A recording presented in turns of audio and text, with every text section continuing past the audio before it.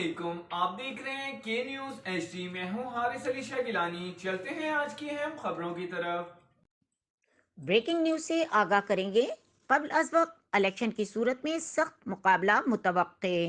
قبل از وقت الیکشن کی صورت میں سخت مقابلہ متوقع ہے۔ ملک میں انتخابات قبل از وقت ہوئے تو پاکستان مسلم لیگ نون اور پاکستان تحریک انصاف میں سخت مقابلے کی توقع ہے۔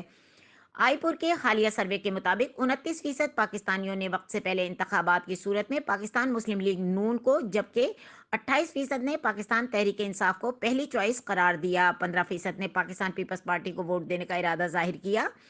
سروے کے مطابق صوبائی اسمبلی کے انتخابات کے لیے پنجاب میں 46% نے نون لیگ کو پہلی تو 31% نے پی ٹی آئی کو دوسری پسند کہا۔ سندھ میں 44% ووٹرز کی پہلی پسند پیپلز پارٹی رہی، جبکہ 13% کو پی ٹی آئی دوسری چوائس نظر آئی۔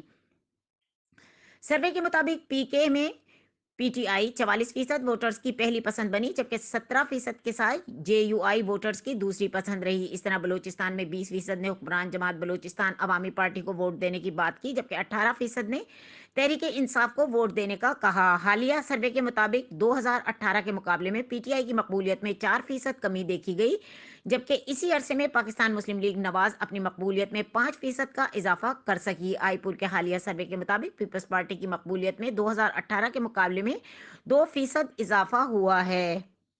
مزید خبروں اور اپڈیٹس کے لیے ہمارے ساتھ رہیے گا۔ تب تک کے لیے اپنا خیال رکھیے گا۔ اللہ حافظ۔